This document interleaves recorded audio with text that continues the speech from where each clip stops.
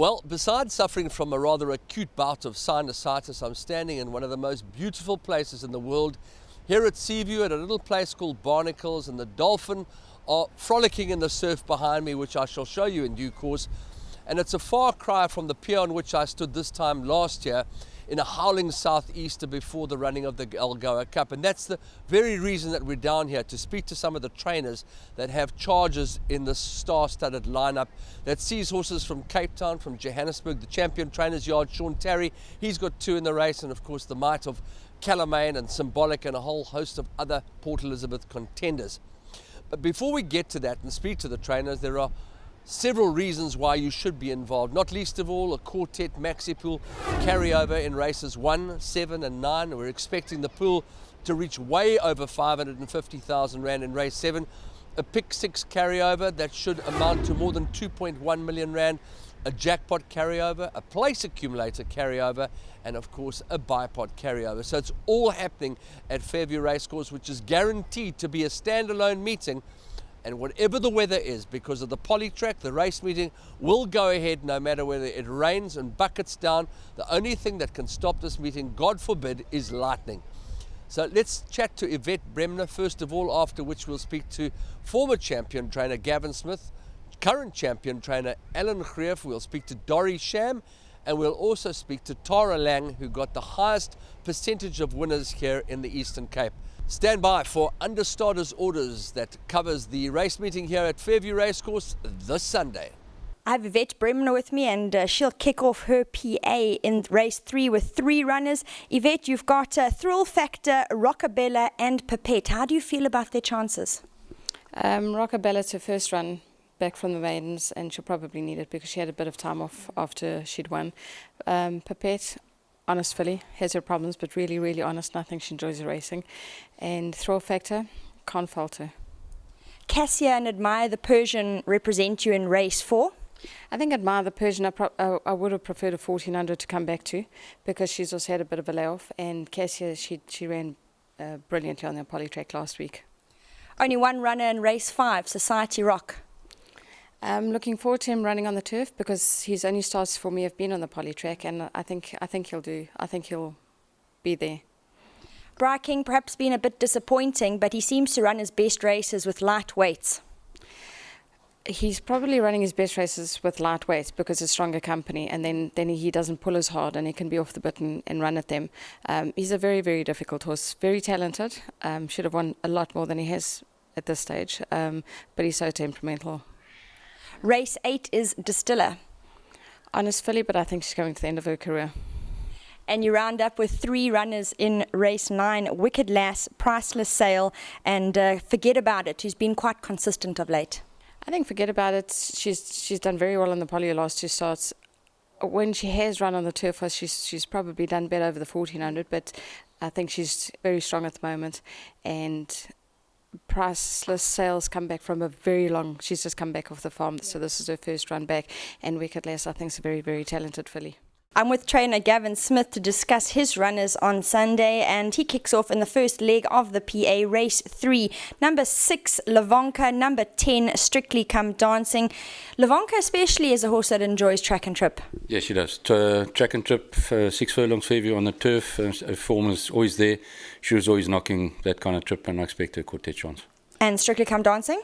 Look, she won first time out. She won very well. She won a decent race, but best form seems to be over 5 furlongs, so it's going to be a little bit testing for her over the 6, but she's fitting well. Sovereign Speech is a filly recently out the maidens, and a horse that seems to enjoy ground. She does. She might prefer a little bit further nights, but we've racing with the benefit of a good draw plus a lightish weight, and she loves a long running. It's just a concern coming out the maiden. She won so well, but what did she really beat? And taking a step up in class. 2 runners in race 5, number 10, Wogsy, number 12, Keegan's Jet. And just off air, we're discussing the fact that Wogsy is a turf lover.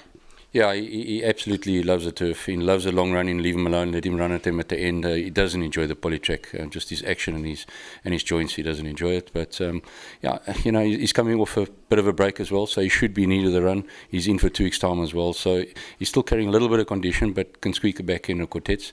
Keegan's Jet, lovely, also got from Dom. He may just need it as well. He's a big boy, and he'd come from a bit of a break, and he had quite a bit of condition I had to get off him. Race 9 is Firing Queen's Chance, and she's a horse that's holding form quite well at the moment.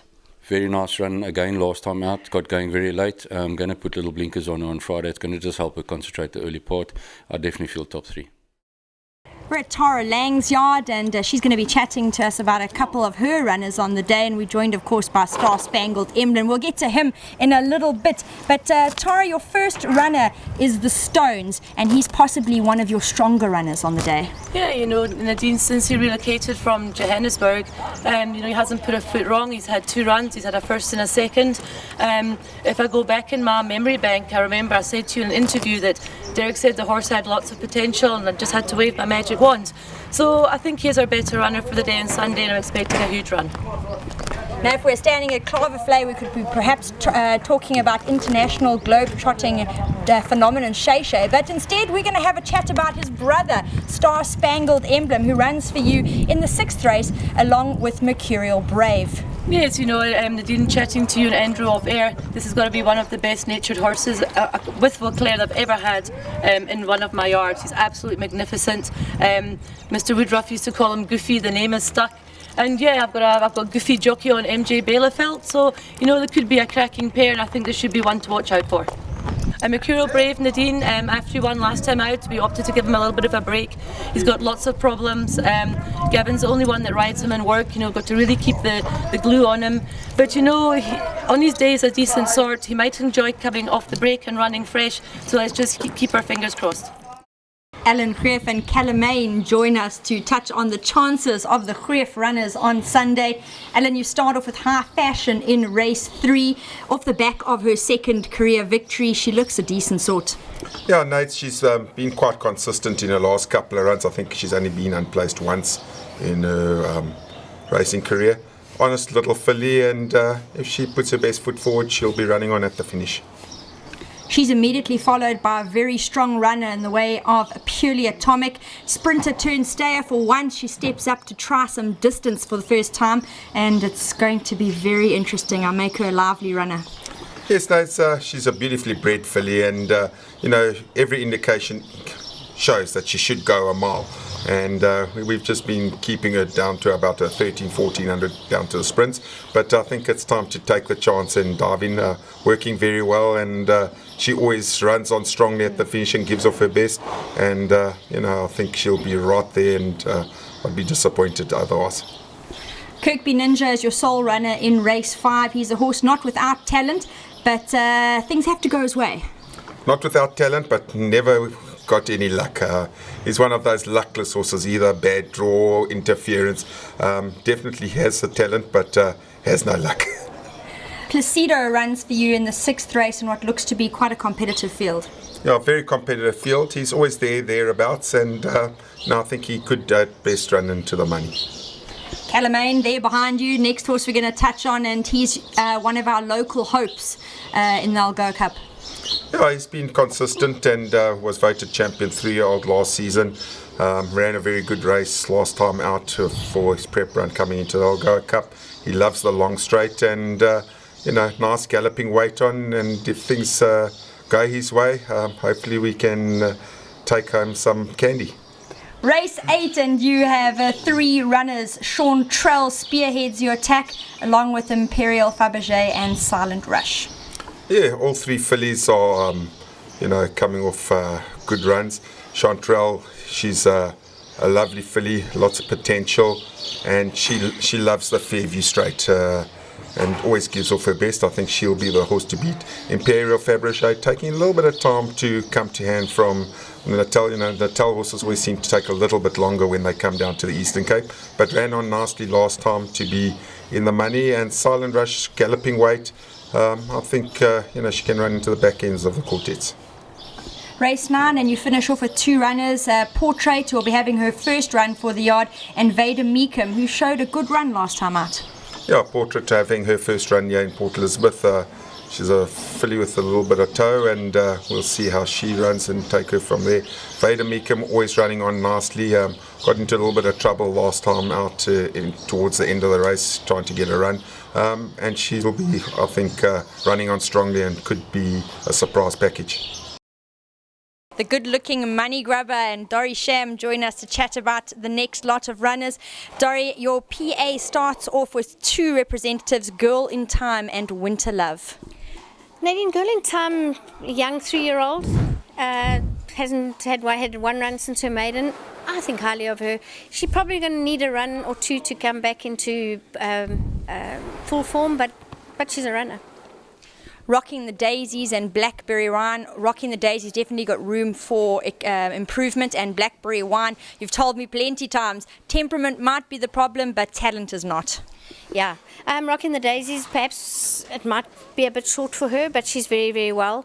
I'd like to see her running on at the end. And Blackberry Wine the same. I don't think we've got to the bottom of her yet. A very, very talented filly, but yes, with issues. And if she just puts her mind to racing, she should be right there too.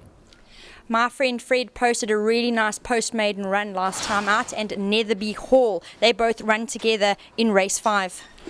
Fred, first time for us on the grass. I think he'll like it, and will prefer having the longer run in, because he's a very, very chill chap. You know, he doesn't do too much more than he actually has to, except where it counts, and that's what we want. Netherby Hall having his first run for us, probably polyform, but the race was here, so we decided to let him have a run. Now, you've probably got the two best-looking candidates in race 6. Of course, Money Grubber, who's right here with us, showing just how gorgeous he is, and Straw Market, another very lovely individual. How do you rate their chances? Not two old men. Money Grubber, as you can see, very, very well. I know he's had better form on the poly, but he tries so hard that he'll be there, doing his best at the end with the blinkers on again. Straw Market probably going to need it. He's spent this time off playing around with babies and cantering around, but he's very fresh and he's very well. Another horse that's looking wonderful at the moment is your hope in the ALGOA Cup, Symbolic. Yeah, our hope. It's quite a question to ask a horse, I think, go 2000 the first time in a grade 3, but what else has he to prove? He won an 1800 going away. I think he's a better grass horse than a poly horse, and hopefully he'll be doing his best work at the end.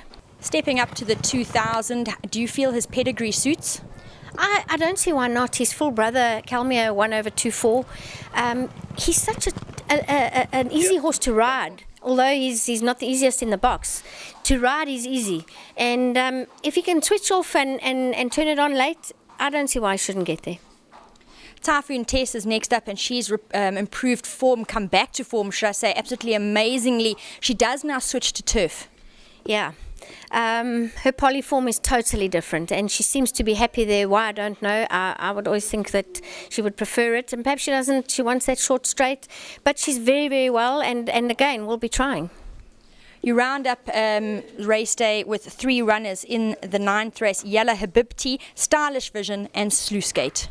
Stylish Vision also has had better polyform. There just hasn't been another race for her, so we decided to let her have a run. She's looking super. Sluice Gate coming back to form after a rest due to an injury. Probably also better on the poly, and hopefully the track's dried out a little bit. Yalla Habibti had a cracking run down the straight to just be quite a close-up third. So I think that she'll be the one to be closest.